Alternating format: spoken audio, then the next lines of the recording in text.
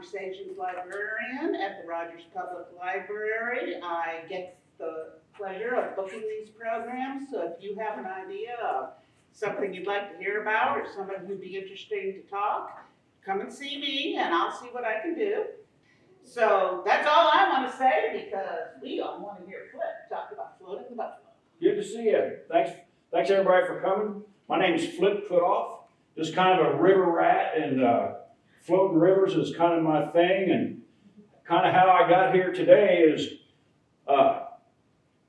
in 2022 was the 50th anniversary of the Buffalo River being designated the first national river in the United States back in 1972. So for the 50th anniversary, I thought, what better year for somebody to go float the whole Buffalo from Ponca down to the White River, 132 miles. But a lot of people float the Buffalo just for one day, or they might just camp overnight on a gravel bar. But to float the whole 132 miles from Ponca to the White River, it's one of the most epic canoe trips in the United States, and it's right here in our backyard. We could get in our cars right now and drive about 90 minutes, and we could be right here at Ponca, where I started my trip and where a lot of people start Buffalo River float trips. So where is the Buffalo if you're not familiar with it? Well, it's southeast of here, about 75 miles. It kind of starts in Newton County and flows west towards the White River and empties into the White River at Buffalo City. And so it's 132 miles. Like I say, it's one of the greatest canoe trips in the United States. And unlike the real popular rivers out west, where you got to apply for a permit for about a year in advance and hope you get one, the Buffalo, you don't have to have any permit. You just go. To go camping out at Beaver Lake, it might cost you $25 a night for a campsite. On the Buffalo, camping overnight on the gravel bars is free.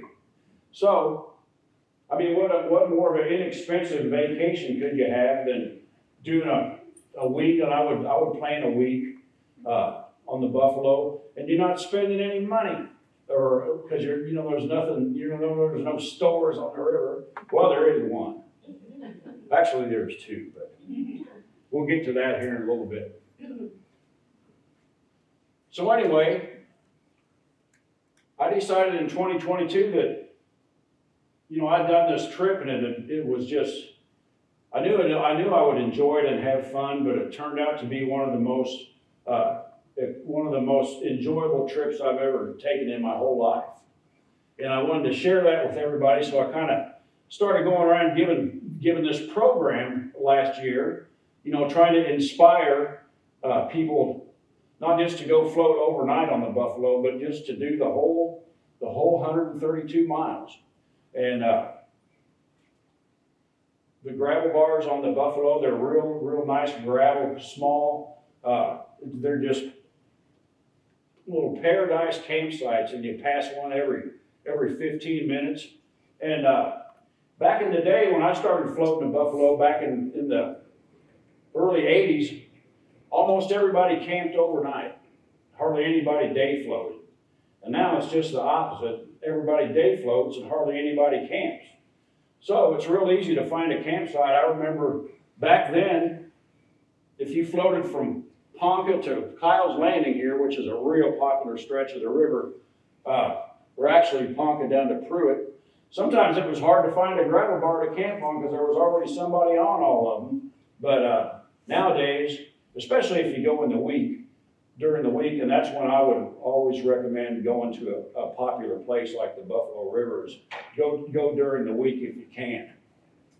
Okay, so let's talk about a little bit about the trip that I did. It was in 2009, and like I say, I've been on the Buffalo. I'd done the whole thing in different trips, but I heard from a couple of other guys that did the whole Buffalo, and I never really thought about doing it, but it sure sounded like fun. So about 2 weeks later, I was on the Buffalo doing the same trip that they did, and So the prime window of floating the whole buffalo so that you have good water level and good weather is April and May. So that's coming right up. So if you want to do the whole buffalo, you have time to plan and get your trip all planned out and everything like that. Because April and May, you have the best water level, ideal water level like I did. I had just perfect water level. The buffalo and all of our Ozark streams around here, they're all rainfall dependent. They don't have a lot of big springs feeding them like the Current River and those rivers up in southeast Missouri, where they're real spring fed and have water all the time. The buffalo, during the spring, you can float the whole thing, but in the summer when everything gets real low, you probably wouldn't want to put up any higher than Gilbert. So the way I did my trip, and I kind of got a late start because I didn't go till the end of May. And I actually started on Memorial Day. And you would think at Ponca or on the river, it would be real crowded. But when I put in to start my float, it was raining. So I was the only one there. So the way I arranged this was, got all my gear ready to go, and the morning it was time to leave, I went to my friend Tom's house with my truck, my canoe, and all my gear. Tom got in the truck with me, and we drove here to Ponca to the start, and he dropped me off. And then he drove back home to his place with my truck and kept it for the week. Then when I was done, he drove to Buffalo City and picked me up. So that's the way I did my transportation. You can hire a shuttle at Buffalo Outdoor Center. You can do it that way, or you can have somebody pick you up and drop you off like I did. And that's what I would recommend doing if you can. So Tom drops me off at Ponca in the rain, and I'm looking downstream and I'm going, oh, I got 132 miles to go. And I've never done anything like this kind of a canoe trip. Being a working guy, I had one week carved out to float the whole buffalo. So I had to average 25 miles a day, which I had never ever done in a canoe. All my other trips had been, to float and fish and then go, 5 or 6, 10 miles. Never had ever done 25 miles in a canoe. Didn't know if I could do it or not, so I was pretty nervous. So I get in and start, and the river's kind of low, even though it was raining. So I'm paddling, and I end up the very first day, I went past Pruitt Access, and I know from past experience that that's 26 miles. And I know I went another 1.5 miles, 2 miles down the river. So I did about 28 miles that first day, and I'm going, yes, I think I can do this now. So I had a lot more confidence. I felt a lot better about the trip, and everything just went so well. I had every kind of weather that you could have, from rain to blazing hot sun to thunderstorms, fog, just the whole 9 yards. You can't hardly do anything outdoors for a week and not expect to get rained on. So anyway, downstream from Pruitt, the Little Buffalo River flows into the main Buffalo. The river was kind of low when I was through here. I got to the Little Buffalo, man, I mean, it was just charging water. It just like they had a giant rain event upstream in the Little Buffalo watershed, because I mean, it was pouring water into there. And from there all the way down to the rest of the trip, I had perfect, ideal high water. It wasn't in flood or anything, but it was real high. And man, I was just zooming down the river. It wasn't any trouble at all to do 25 or 30 miles a day without even trying. And I wasn't, just drifting, but I would paddle, but not very hard, just at a moderate pace. And so it was real easy to cover that distance. So anyway, you might say, hey, that sounds like a pretty fun deal. So what's the Buffalo River like? Well, in a word, it's beautiful. This is kind of what you see almost the whole way. real pretty bluffs like that, just beautiful water. Especially in April and May, things are just starting to green up, and it's just prettier than you could ever imagine. And you're out there for the whole week, and it's just marvelous. So from Ponca down to Kyle's Landing is probably the toughest part of the Buffalo, the most challenging. And I wouldn't recommend doing Ponca to Kyle's Landing as your first canoe trip, but a lot of people do. And even to float the whole Buffalo, if you're going to do it for a week, would probably be something you'd want to do if you had, a little bit of canoeing experience. Maybe not for your first one, but you don't have to be an expert paddler to do it. You don't need to be an expert camper to do it. If you know how to set up a tent and figure out how you're going to sleep, if you've done a little camping, why this would be just up your alley. So here at Kyle's Landing, there's a pretty big rapid here that'll get your attention called Gray Rock Shoals. The main issue with it is it's got some pretty big waves that you go through, like about that tall. So if you can get past Kyle's Landing, it's pretty smooth sailing all the way for the rest of the trip. There's another rapid here. Some of you may be familiar with. There's a ghost town of Rush that's on the Buffalo River. Some of you might have been to, and you can drive down there actually in tours. They got. The old buildings are still there, and you can walk through there. Well, there's another rapid down below it that's it'll get your attention. But if you just stay there's one side to the left that's kind of the chicken chute, I guess you'd call it, where you can dodge. There's some other big waves. Okay, might want to get some ice on the trip. So there's two places on the Buffalo where you can buy some ice. Right here about the halfway point is Gilbert, Arkansas. It's the only town on the river. And there's a little store up there where you can go and get ice and anything else you need. Back when I did this whole trip, they had a payphone at Gilbert, and I checked in, with a payphone. I don't even know if they have payphones anymore. And some people ask me about cell phone service on the Buffalo. I wouldn't count on it. It's better now than it used to be, but I had a friend who did the Buffalo not very long ago, and he was able to check in. Whenever he wanted to call his wife, he could always get service, he said. Another place you can get ice is at Buffalo Point, and if you wanted to take a little break from your trip, you could even rent a cabin there at Buffalo Point. But you have to walk uphill about 3/4 of a mile to their little store if you wanted to get some ice. So that's kind of a summary of kind of what the Buffalo River is like. So what are some stuff that you would want to take on the Buffalo? Well, I brought my canoe here, and I got it packed just like with everything that I took on the trip. And I went by myself, so I fixed it up, where there's just enough room for me in here, like so, and off down the river I went. So what are some essential things to take? I mean, something that you don't leave home without it. Water filter. What's that? Water filter.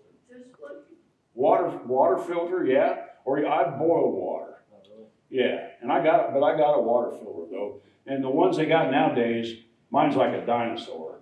And they're so efficient now. I mean, I think you can drink out of a straw. Okay, don't leave home without an extra paddle. Because if you happen to break your paddle or lose your paddle, you'll be up a creek without one. So you want to be sure and take an extra paddle. Two really wouldn't be that bad of an idea. Another essential thing, people that like to go in caves and explore caves, they always take 3 sources of light. That's, you don't go into a cave without 3 sources of light. Well, I wouldn't do the whole Buffalo or even overnight without 3 sources of fire. Because if you want to light your camp stove or make a campfire, if you take one lighter and my Bic won't flick. You can't have a fire or light your stove, so you want to make sure. What I carry 2 lighters, and I carry some waterproof matches. And I was going to demonstrate the waterproof matches, but you light one and it gets kind of smoky, and Leslie thought we might set off the smoke alarm, but anyway, I carry 2 lighters and some waterproof matches. Another thing, to me, camping it's hardly camping unless you got a campfire. I just love having a campfire at night, especially April and May. It can get kind of chilly. Some people don't make fires. My friend that just did the whole Buffalo, he didn't make fires, and he hiked the whole Appalachian Trail and never I don't think he made a fire once. But I think another essential thing to take is some charcoal lighter, because if it's raining or it's all the wood's wet and you want to make your campfire, you can still get one going. You just spray a little bit on there, and then poof, there you go. You got your fire. Or you can make, if you want to test your fire making skills, you could try to make one without matches. But I've done that, so I use charcoal lighter. Let's see. I guess those are some of the essential things besides the obvious stuff like sunscreen and rain gear, obviously, and sunglasses. You want to be sure to take a hat. I like a nice wide-brimmed hat like Jan's got on there. I think we're kind of twins. Yeah. So that's good. Sunglasses. I'm really notorious about losing sunglasses, so I always take an extra pair, and you have one to lose and one to use. So those are just kind of some essential things to take. So as far as food went, what I did on my trip was I got some really good food like barbecue ribs. I made some spaghetti, and I think, well, I know I made those, and I froze them. Put them in my cooler, and as I went downstream, they're thawing out. So almost for the whole trip, I'm eating really good in the neighborhood, like barbecue ribs, spaghetti. Had a salad thing, and so I didn't eat any non-perishable food probably till the last couple of nights. So how long did it take me to float the whole Buffalo from Ponca to the White River? Well, I had this big high water, and it only took me 5.5 days. But if you're going to do it, I would allow a week, because my friend he did it last year. He was going to start in May when the water was just really nice, but he had something come up, and he wasn't able to start till June, and I didn't think he would go. But his wife called me in and said, well, he just started his trip down to Buffalo, and the water was low, and it was like 95 degrees every day. But he went ahead and went, and it took him 11 days. So that's why you want to try to consider going in April and May, so you have that nice good water. Now, why would I bring a milk jug to talk about the Buffalo River? Okay, a real good way to keep your food cool, and probably most of you know about this, is you just fill this jug up with water and freeze it at home. Then you put this in the cooler, and you got a really nice ice box. And how long that's going to last, it all just depends how hot it is and how much you open that lid. So if you have another cooler and you want to put some sodas or beer or something like that, and you're going to be opening that more, I always put my food in one cooler and have beverages in another cooler, and I put a bag of ice on top of this, and don't open the bag. Just leave the bag shut. Another thing about having this jug, so as you're going downstream and it's thawing out, it's making real nice cold ice water for you to drink. So that's a real good, just a little handy camping thing there. So what else have I got? I got this waterproof bag. These are really the way to go if you're going to do much river camping, is to invest in a couple of these dry bags. Because back in my misspent youth, we would use pickle buckets, 5-gallon pickle buckets. So we kind of graduated to these. And in here, I've got everything that has to do with sleeping. I got my tent. I got a sleeping bag. I've got an air mattress. Actually, I didn't put my air mattress in here, but I sleep with an air mattress. So I have a fitted sheet and a top sheet, and I have 2 pillows in here because I use 2 pillows at home. So when you're camping, you want to have a good night's sleep, and that really helps to try to duplicate what you've got at home in your camp. So anything that has to do with sleeping is in here. And for demonstration purposes, I really don't have my tent and all that in here. I just put some blankets in there to kind of fill it up. So I got that. Might have some extra clothes in a bag like this. And you want to be sure to take some warm clothes, because in the spring, even in the morning, it can be pretty chilly. So you want to make sure that you have some warm clothes. And I like sleeping on an air mattress because it's just the most comfortable thing. But the only drawback is you take an air mattress, you got to have something to blow it up with, so you got to take a pump. And another thing about an air mattress is it could puncture in the middle of the night. And then you would really be sleeping on the ground. So I always take 2 air mattresses. And I've never had to use the spare. And I probably shouldn't say that to jinx myself, but actually you would probably be better off. They have a lot of sleeping pads and stuff, that you don't have to worry about puncturing. So if you're comfortable about sleeping on one of those, that would probably be the better way to go. But I'm hard-headed and set in my ways, so I take my air mattress. Another thing, got a grill. This came out of my dad's old charcoal grill, so I take a grill. I guess another really essential thing would be a nice chair. Because for sitting around the campfire at night and having a nice comfortable chair is, to me, pretty essential. So like back in the day when we used to use pickle buckets, we would just sit on a pickle bucket, back when we were kids. But lawn chair is pretty essential. So my favorite lawn chair story is I used to go fishing with this legendary fishing guide on the Kings River named J.D. Fletcher. Some of you may have heard of J.D. So J.D. and I were going to go fishing on the Kings River one day, and I said, J.D., do you mind if we take these lawn chairs and we can sit in them when we have lunch? He said, nah, we don't need to take those lawn chairs. So I said, well, how about we just take them? And, if you don't want to sit in it, you don't have to.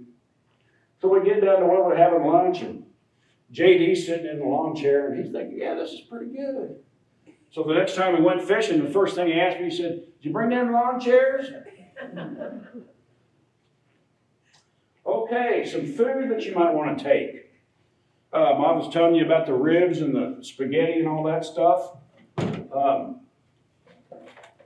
If you get into your non-perishable food stuff, things like these instant pasta side dishes and rice, all you need is some boiling water. And fix this.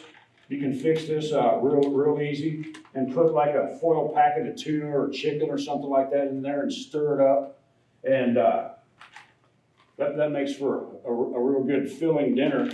I just found out about this from a backpacker friend of mine. He said he takes stovetop stuffing.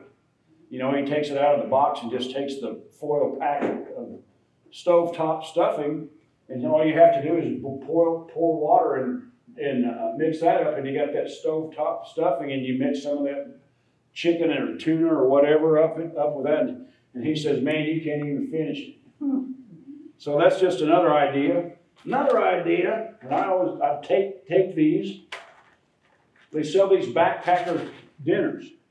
And I like to take these just for kind of a backup meal, because you get into camp in your gravel bar and it's raining and it's going to be hard to make dinner. Well, these are so easy because you just boil some water and you take the top off this, and you can pour the water right into the packet and just let it sit for 5 minutes, and then you got dinner. And so I've tasted these before, and they're really, really good. And one reason they're so good is because they're loaded with sodium. So if you got any concern about sodium, but it's not like you're eating these every day, I mean, it's probably gonna be okay. But these come in all kinds of things like this. Is chili mac with beef, and then there's beef stroganoff in there. So those are just some kind of things that you might want to take. Another thing to know about the buffalo, let's see, you're going down the river and your trip's been going really good and you're kind of getting close to the end, and you get past this rapid here and you'll go downstream and you'll see Elephant Head Rock, and you can't miss it. It's a giant rock on the river right, and it looks just like an elephant head. So when you see that, you've got 4 miles to go to the White River. So you come downstream, ta-da, we're at the White River, and we're going to take out at Buffalo City, you hope. The issue with taking out at Buffalo City is Bull Shoals Dam is about 35 miles upstream from Buffalo City. Bull Shoals Lake Dam. They got 8 hydroelectric generators, whereas Beaver Dam has 2, even though only one of them is working right now. But if they're generating big time, like 6 or 8 generators up at Bull Shoals Dam, and all this water's coming down the White River, it's about 1/4 miles, maybe give or take, paddle up here to the boat ramp at Buffalo City where you want to take out. Well, you're not going to be able to paddle it upstream in that heavy current. And I've taken out at Buffalo City several times, and I've been lucky enough where I've always been able to go upstream. Okay, so to eliminate that worry, as you get to the White River, and you just go six more miles downstream on the White to Ship's Ferry access. It's a game and fish access. And even when the White River's low, it's still going pretty good, so it's only going to take you about another hour to get from here down to Ship's Ferry, and that eliminates having to worry about, well, am I going to get to Buffalo City or not? So that's just something else to keep in mind. There's another access here called Cartney that's not quite as far as Ship's Ferry, but it's a really big car drive to get there. It's a lot shorter car drive for if your friend or relative is going to come and pick you up to take you out there. So it's going to add another 6 more miles to your trip. Another neat thing about it, if you get on the White River, it's world-class trout fishing.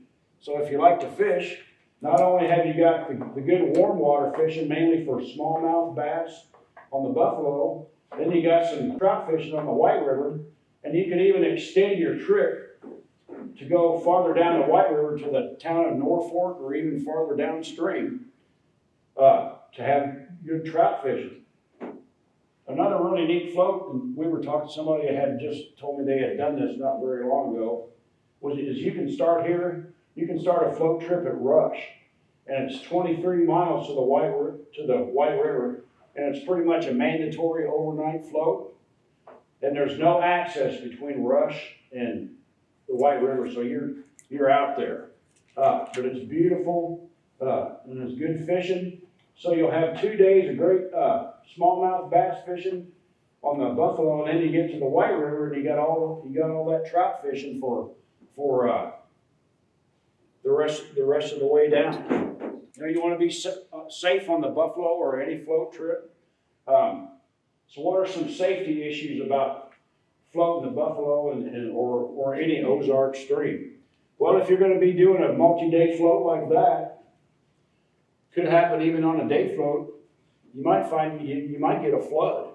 The river might come up big time while you're on the river. And I've gotten into a flood situation 3 times on the Buffalo.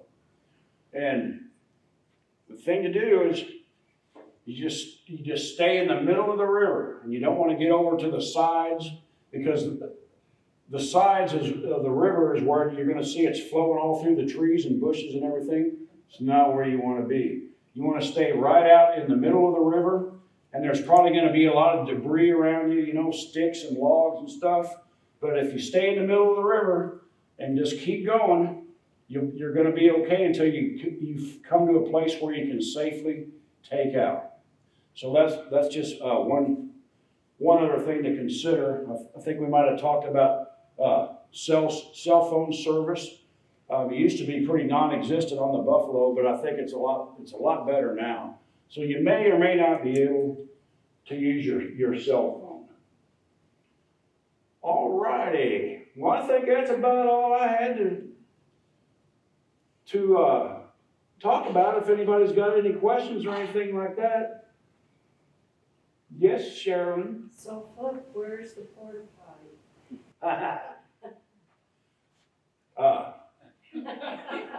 I tell everybody, well, I go find the men's tree. So, you just have to take care of business best you can.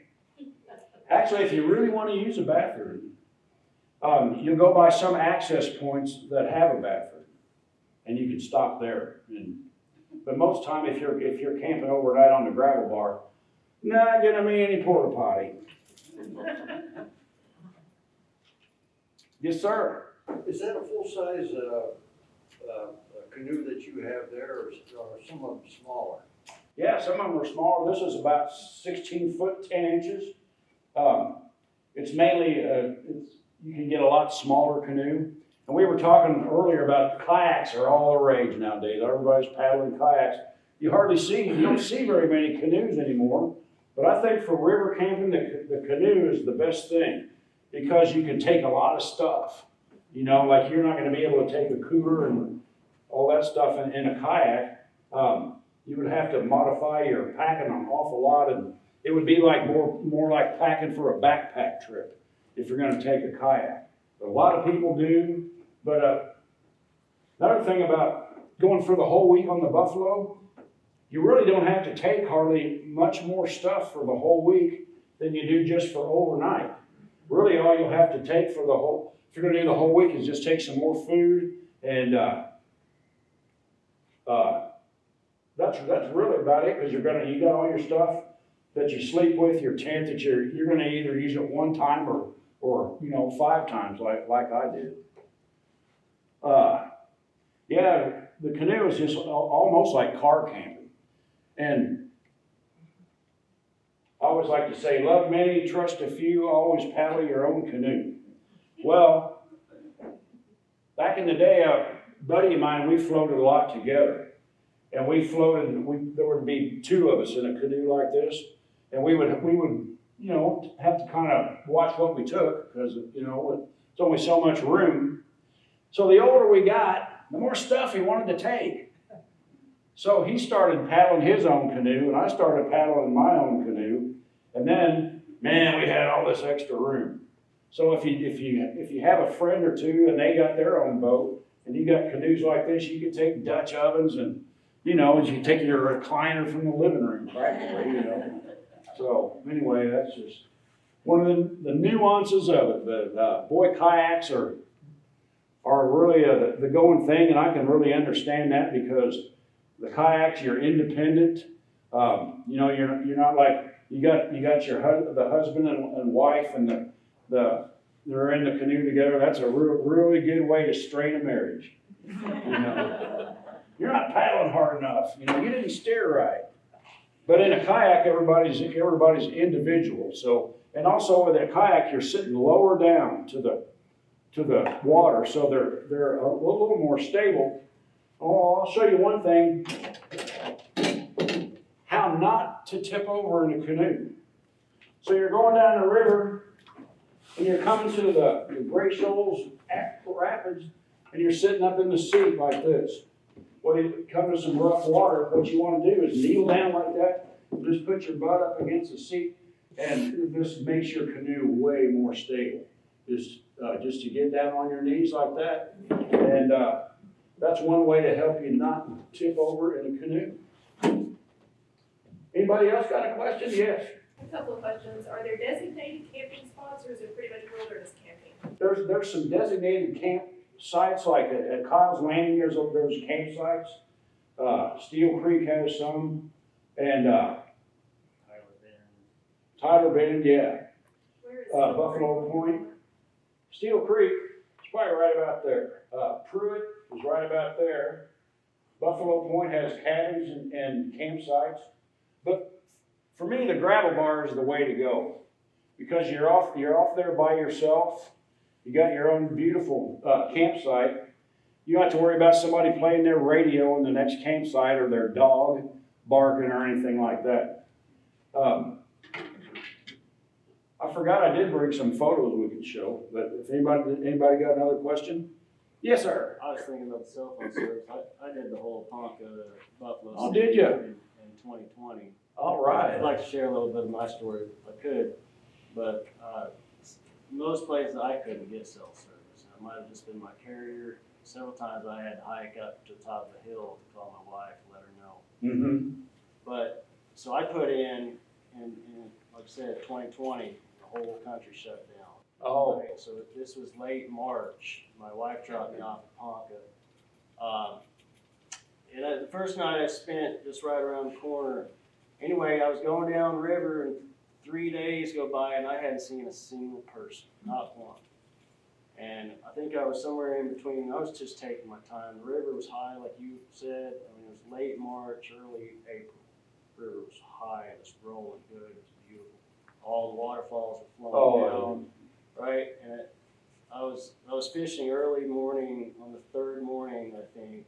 And like I said, I'd gone past Steel Creek, I'd gone past Kyle's Landing. I hadn't seen a single person.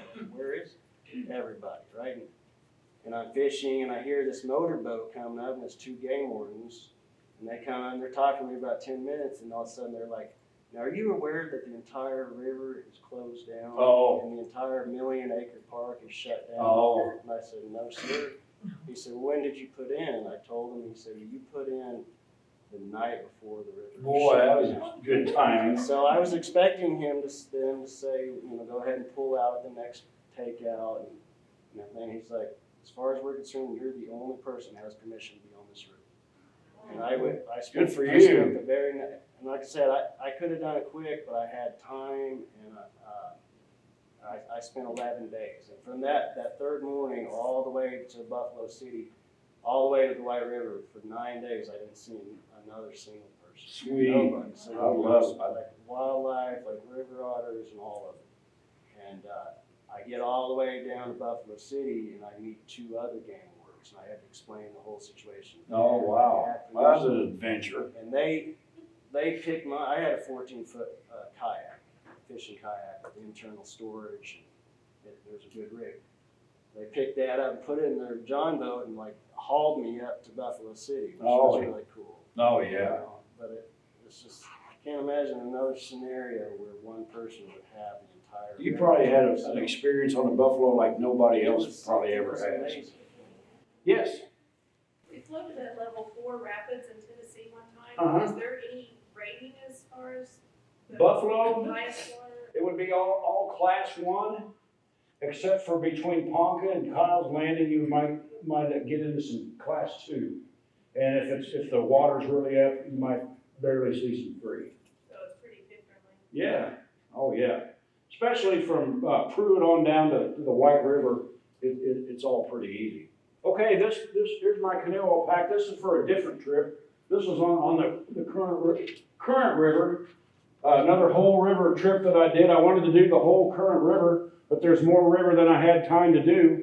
So I did all the current river that's within the Ozarks. It's about 125 miles. So that was another really cool trip. So you can kind of see the first, this is like the first day. You can see it's kind of rainy and misty and why there wasn't anybody else. That first day I didn't see anybody, but then it got real nice and you can see this is a pretty rough way to spend a week. Yeah. you know, and, you can see the water level. You probably had water level about like that. And, you can see that it's not really flood, but it's kind of up in the bushes a little bit. Nice fast current. It was just indescribably fun.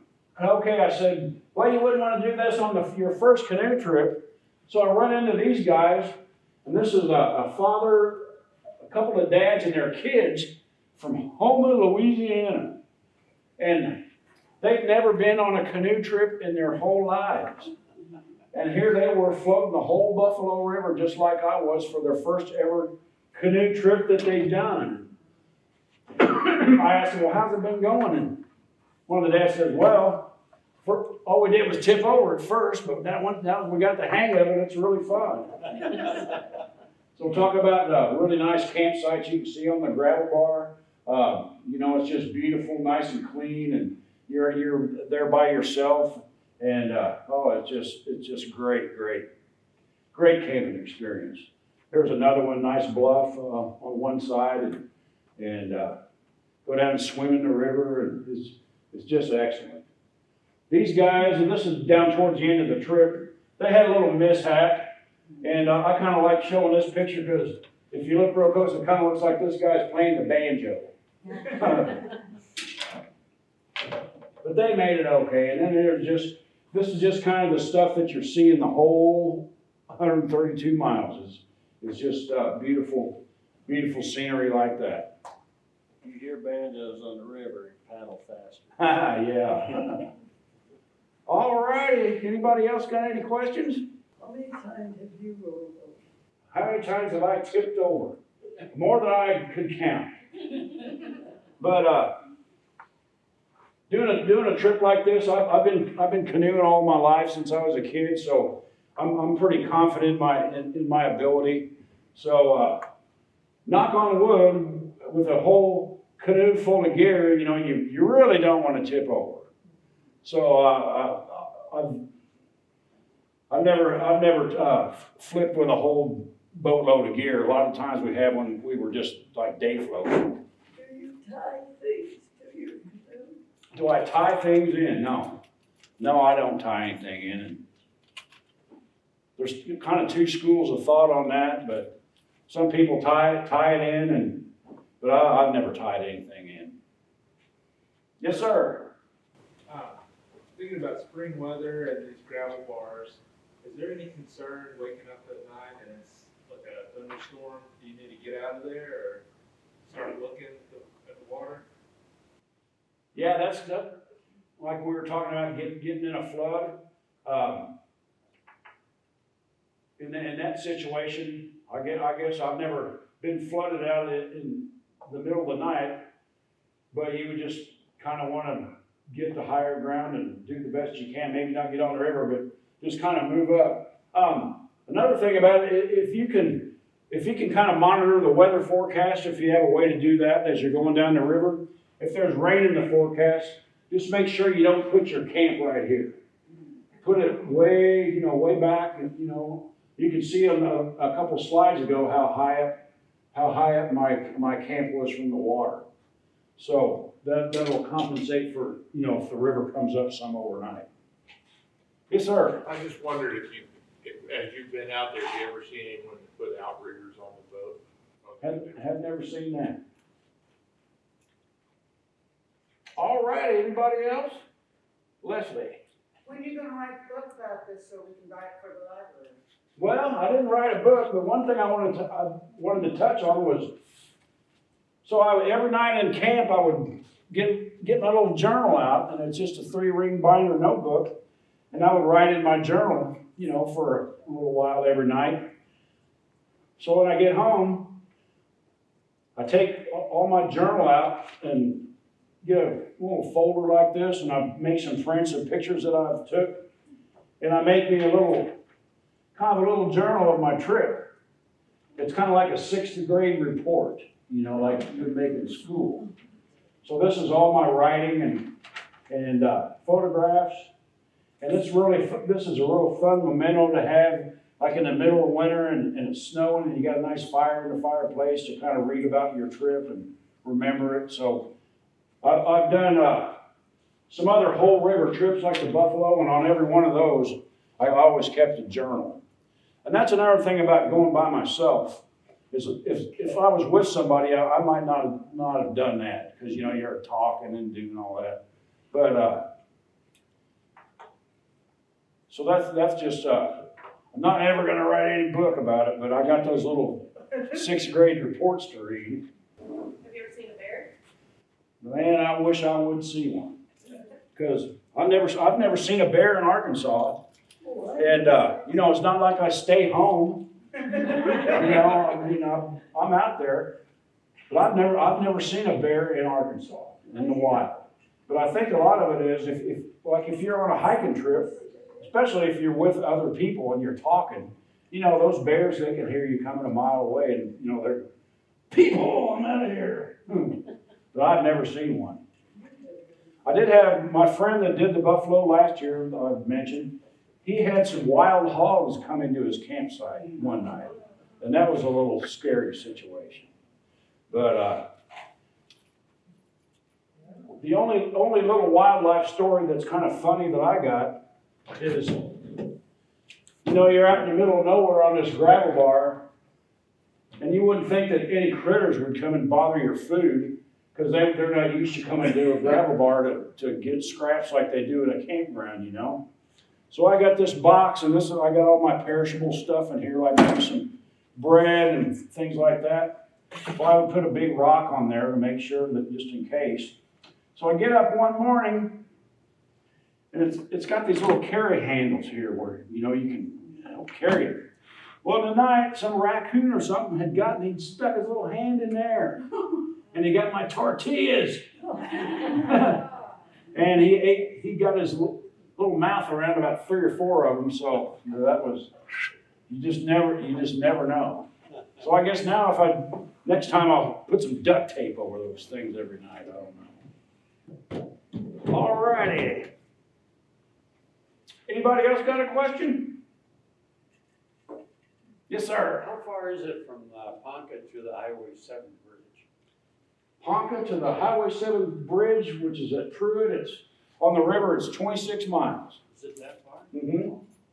And that, back in the day, in the 80s, when, you know, when people were really camping on the Buffalo, that was the float, was from Ponca to Pruitt, and you'd camp overnight. That's what everybody did. Hardly anybody day floated like they do now.